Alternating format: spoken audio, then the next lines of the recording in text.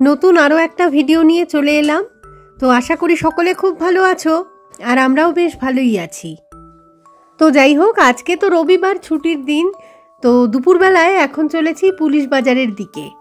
আসলে আজকের দিনটা ভীষণই ভালো একটা দিন, মানে আজকে হচ্ছে জগন্নাথ দেবের রথযাত্রা। এমনিতে প্রত্যেক কটা রবিবারই আমরা কোথাও না কোথাও ঘুরতে তো চলে যাই। তো আজকের এই স্পেশাল দিনটাতে রথ দেখতে যাওয়াটাকেই সানডে আউটিং হিসাবে রেখেছি।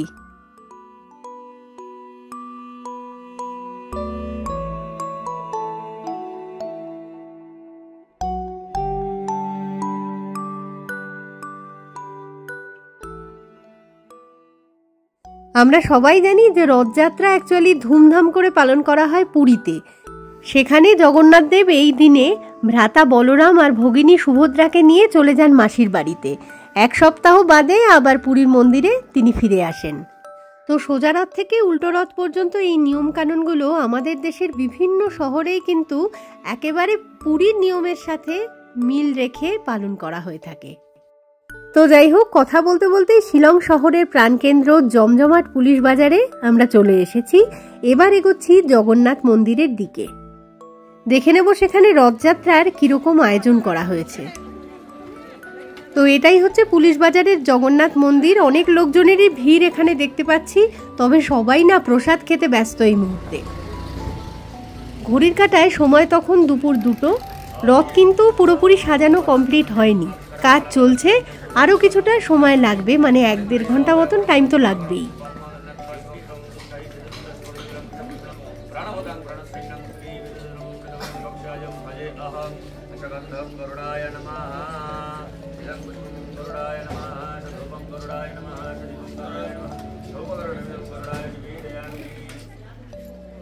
তো একটু আগে আগে যখন এসে পড়েছি, আগে তো ঠাকুরটা দর্শন করে নিই, তারপর না হয় আশেপাশে কোথা থেকেও 1 ঘন্টা মতন সময় ঘুরে আসবো।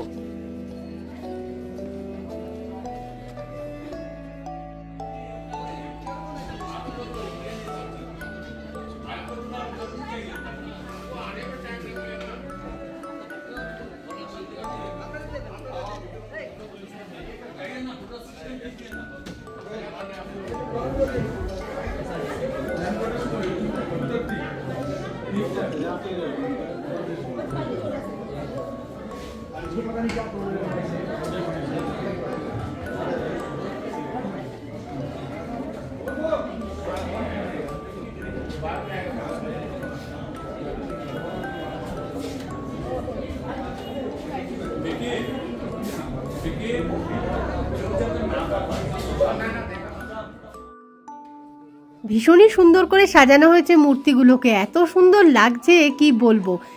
প্রণামটুকুনি সেরে নিয়ে বাইরে থেকে কিছুক্ষণের জন্য না হয় ঘুরে আসবো, যেমনটা একটু আগে বলছিলাম আর কি। তবে তার আগে দেখাই, এই যে বলছিলাম যে এখন সবাই প্রসাদ খেতে ব্যস্ত, তো সেই ছবিটা একটুখানি ক্যামেরা ঘুরিয়ে শেয়ার করে নি তোমাদের সাথে।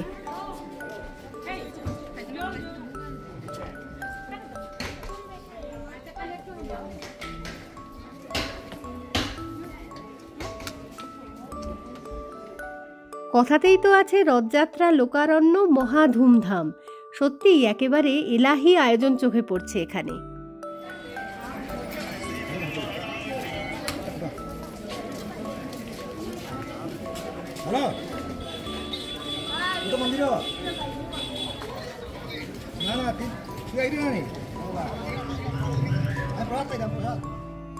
চলে এসেছি পুলিশ বাজারে। এখন ম্যারিয়াটের সামনে গাড়ি পার্ক করেছি, গাড়ি না স্কুটারে করে এসেছি আর কি।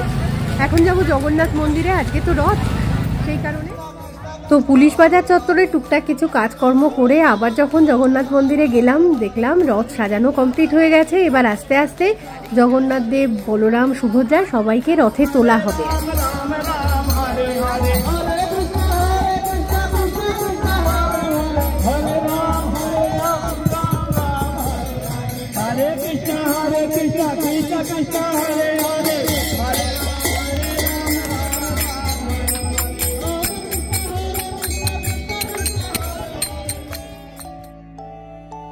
সময় যত এগোচ্ছে ভিড়ও ক্রমশ বাড়ছে, তার ফলে একটা টাইমে গিয়ে না পুরো চিড়ে চ্যাপ্টা হয়ে যাওয়ার উপক্রম হলো।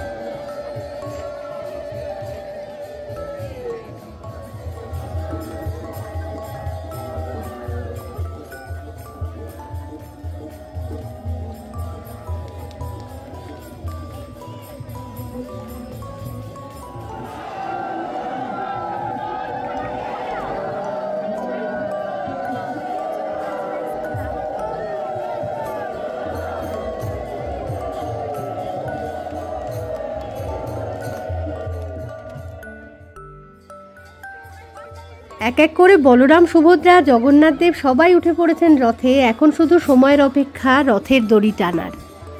এখানে তো একই রথে চড়ে 3 ভাই বোন চলেছে মাসির বাড়িতে, তবে পুরীতে যেটা হয় আলাদা আলাদা রথে যায় তারা। বলরামের রথের নাম তালোধ্বজ, জগন্নাথ দেবের রথের নাম নন্দীঘোষ, আর সুভদ্রার রথের নাম দর্পদলন।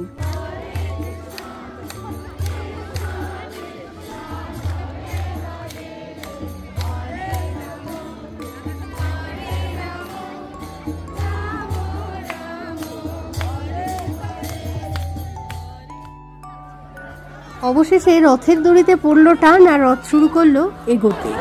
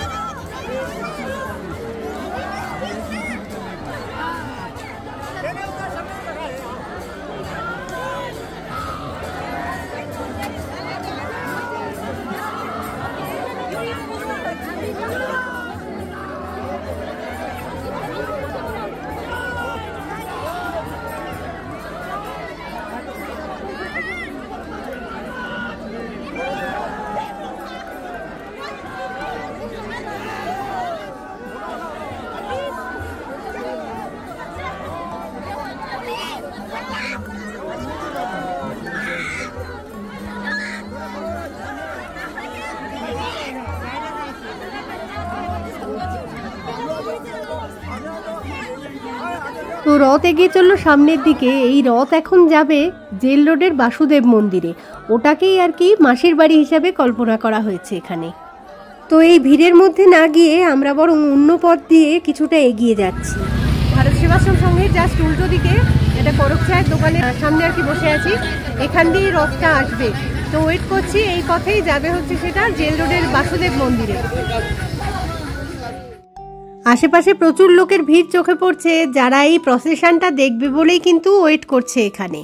আজকে সকাল থেকে একবারও বৃষ্টি হয়নি, ওয়েদার বেশ গরম রয়েছে। মানে রথের দিন কিন্তু এরকম ভাবা যায় না যে একবারও বৃষ্টি নেই সারাদিনে।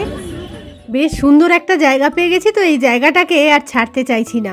সেই কারণে 1 কাপ নয়, পরপর 2 কাপ চা খেয়ে ফেললাম।